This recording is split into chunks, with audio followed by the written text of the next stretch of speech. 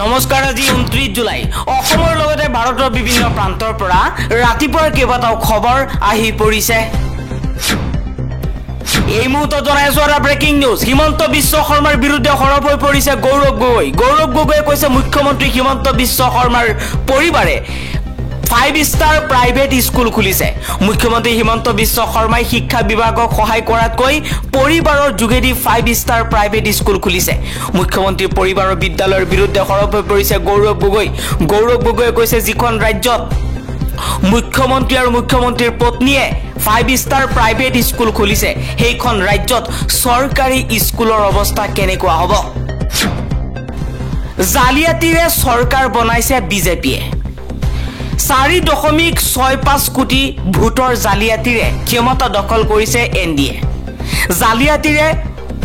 79খন আসন লাভ কৰিছে এনডিএ মিত্ৰজোঁটে ভোটদানৰ হাৰ পলমকৈ প্ৰকাশ কৰি খেলিমেলি কৰিছে নিৰ্বাচন আয়োগে এবাৰ নিৰ্বাচন আয়োগ আৰু বিজেপি চৰকাৰৰ বিৰুদ্ধে সৰব হৈ পৰিছে বিৰোধীয়ে কৈছে 2024 চনত লোকসভা নিৰ্বাচনৰ ফলাফলত জালিয়াতি হৈছে আৰু জালিয়াতিৰে চৰকাৰ গঠন কৰিছে বিজেপি 4.65 কোটি ভোটৰ জালিয়াতিৰে ক্ষমতা দখল কৰিছে এনডিএ দেশত বৃদ্ধি পাইছে নিবনুৱা সমস্যা দেশত দৰিদ্ৰ মানুহ দৰিদ্ৰ হৈ গৈ আছে আৰু ধনী শ্ৰেণীৰ মানুহ অধিক ধনী হৈ গৈ আছে দৰিদ্ৰ লোকসকলৰ সৈতে নৰেন্দ্ৰ মোদীৰ কোনো সম্পৰ্ক নাই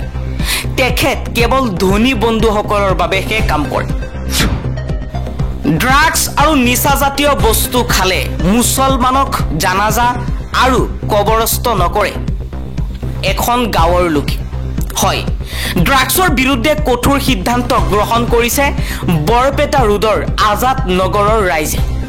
ড্ৰাগছৰ লগত জড়িত লোকসকলৰ বাবে ডাঙৰ সিদ্ধান্ত বৰপেটা ৰোডৰ সমাজৰ তেনে লোকসকলক বৰপেটা ৰোডৰ ৰাইজে জানাজা নামাজ নকৰে আৰু লগতে কবৰস্থানত তেওঁলোকক দাফন অৰ্থাৎ কবৰ নিদিয়াৰ সিদ্ধান্ত গ্ৰহণ কৰিছে মুছলমান সমাজখনক ড্ৰাগছ মুক্ত হৈ থাকিবলৈ আহ্বান জনাইছে আৰু যদি কোনো মানুহ ড্ৰাগছ খাই মৃত্যু হয় তেওঁলোকৰ কবৰস্থ নকৰাৰ সিদ্ধান্ত গ্ৰহণ কৰিছে ৰাইজে ড্ৰাগছ মুক্ত সমাজ গঢ়াৰ চিন্তা কৰিছে বৰপেটা ৰোডৰ আজাদ নগৰৰ ৰাইজে যদি কোনোবা মুছলমান লোক ড্ৰাগছ সেৱন কৰি মৃত্যু হয় ড্ৰাগছ খাই নিচাজাতীয় বস্তু খাই মৃত্যু হয় তেওঁলোকক জানাজা নামাজ আৰু কবৰস্থ নকৰাৰ সিদ্ধান্ত গ্ৰহণ কৰা বহুতেই আদৰণি জনাইছে দ্বিতীয় মেচত জয়েৰে টি20ৰ শৃংখলা দখল ভাৰতৰ বৰ্ষা বিঘ্নিত মেচত শ্ৰীলংকাৰ বিৰুদ্ধে 7 উইকেটত জয়লাভ কৰিছে টিম ইণ্ডিয়াক জনাইছো শুভেচ্ছা শ্ৰীলংকাৰ বিৰুদ্ধে ভাৰতৰ শৃংখলা দখল বৰ্তমান সময়ত জ্বলি আছে বাংলাদেশ এবাৰ বাংলাদেশৰ প্ৰধানমন্ত্ৰী শেখ হাছিনাই কৰিলে এটা মন্তব্য যি মন্তব্যক লৈ পুনৰবাৰ হৈ আছে আন্দোলন শেখ হাছিনাই কৈছিল মৌলবাদীসকলে কুটা আন্দোলনত ছদ্ম বেশেৰে প্ৰৱেশ কৰিছিল কুটা সংস্কাৰ বিষয়ক লৈ প্ৰতিবাদ আৰু হিংসাত্মক পৰিস্থিতিৰ বাবে বাংলাদেশত 10 দিন ধৰি বন্ধ হৈ থকা মোবাইল ইণ্টাৰনেট সেৱা আৰম্ভ কৰা হৈছে দেওবাৰে দুপৰীয়া 3 বজাৰ পৰা এই সেৱা আৰম্ভ কৰা হৈছে অৱশ্যে তাৰ পৰিৱৰ্তে ফেচবুককে ধৰি সকলো ধৰণৰ ছ'চিয়েল মিডিয়া বন্ধ থাকিব বুলি ডাক দূৰসংযোগ আৰু তথ্য প্ৰযুক্তি বিভাগৰ ৰাজ্যিক মন্ত্ৰী জুনেইদ আহমেদ পালকে জানিবলৈ দিয়ে ফেচবুক টিকটকৰ লগতে ছ'চিয়েল মিডিয়াৰ প্ৰতিনিধিয়ে যুক্তিসংগত ব্যাখ্যা নিদিয়ালৈকে বৰ্তমান এই সেৱা পুনৰ মুকলি নকৰাৰ সিদ্ধান্তত চৰকাৰ অটল থাকিব বুলি তেওঁ কয় ৰাজ্যিক মন্ত্ৰী পালাকে কয় যে তেওঁলোকক হিংসা সন্দৰ্ভত কিয় ব্যৱস্থা গ্ৰহণ কৰা হোৱা নাই বুলি প্ৰশ্ন কৰা হৈছে যোৱা 31 জুলাইত ফেচবুক টিকটককে ধৰি ছ'চিয়েল মিডিয়াৰ প্ৰতিনিধিক বিটিআৰচি লৈ মাতি অনা হৈছে ব্যক্তিগতভাৱে তেওঁলোকক এই সন্দৰ্ভত জনোৱা হৈছে ইয়াৰ পূৰ্বে মঙলবাৰে নিশা সীমিত ব্ৰডবেণ্ড ইণ্টাৰনেট সংযোগ একেৰাহে 5 দিনৰ বাবে বন্ধ কৰি দিয়াৰ পিছত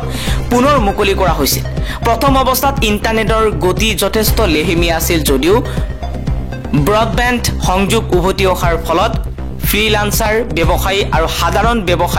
ব্যৱহাৰকাৰীকে ধৰি বিভিন্ন পেছাদাৰী ব্যক্তিয়ে সকাহ পাইছিল ইফালে বাংলাদেশৰ গৃহমন্ত্ৰী আসাদুজ্জামান খান কমলে কয় যে ক্ৰমান্বয়ে দেশখন স্বাভাৱিক অৱস্থালৈ ঘূৰি আহিছে যদিও বৰ্তমান সান্ধ্য আইন অব্যাহত থাকিব লাহে লাহে আমি সন্ধিয়াৰ আইন শিথিল কৰিম পৰিস্থিতি স্বাভাৱিক হোৱা পাছত আমি কাৰফিউ উঠাই লম আসাদুজ্জামান খানে কয় যে বহু লোকে হতাহতৰ সংখ্যাৰ বিষয়ে বহু কথাই কৈছে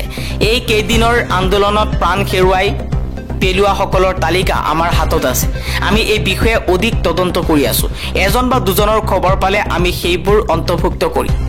আন্দোলনকাৰী ছাত্ৰ ছাত্ৰীসকল নিৰাপত্তাহীনতাত ভুগিছে বুলি উল্লেখ কৰে গৃহমন্ত্ৰীগৰাকীয়ে সেয়ে সুৰক্ষাৰ বাবে তেওঁলোকক জিম্মাত লোৱা হৈছে তেওঁলোকক গ্ৰেপ্তাৰ কৰা হোৱা নাছিল পৰিস্থিতি স্বাভাৱিক হোৱা পাছত তেওঁলোকক মুকলি কৰি দিয়া হ'ব বুলি উল্লেখ কৰে ইফালে প্ৰধানমন্ত্ৰী শেখ হাছিনাই কয় যে মৌলবাদী জামাত শিবিৰৰ সন্ত্ৰাসবাদীয়ে প্ৰথমে কোটা সংস্কাৰ আন্দোলনত প্ৰৱেশ কৰিছিল পিছলৈ তেওঁলোকক অধিক বিপদজনক হৈ পৰিবলৈ আহ্বান জনাইছিল তেওঁলোকে হিন্দুই হওক বা মুছলমানেই হওক সকলোৱে মানিব লাগিব বাল্য বিবাহ প্ৰতিৰোধী আইন বাল্য বিবাহ প্ৰতিৰোধী আইনতকৈ উদ্ধত নহয় মুছলিম পাৰ্চনেল ল এইবাৰ কেৰালাৰ উচ্চ ন্যায়ালয়ে এই গুৰুত্বপূৰ্ণ মন্তব্য কৰিছে এতিয়া সকলোৱে মানিব লাগিব বাল্য বিবাহ প্ৰতিৰোধী আইন হিন্দু হওক বা মুছলমান হওক সকলোৱে মানিব লাগিব এই আইন বহু বিবাহ আৰু বাল্য বিবাহক লৈ সৰব হৈ পৰিছিল অসম চৰকাৰ আৰু তেনে সময়তে কেৰালা উচ্চ ন্যায়ালয়ৰ ফালৰ পৰা এই গুৰুত্বপূৰ্ণ মন্তব্য কৰিছে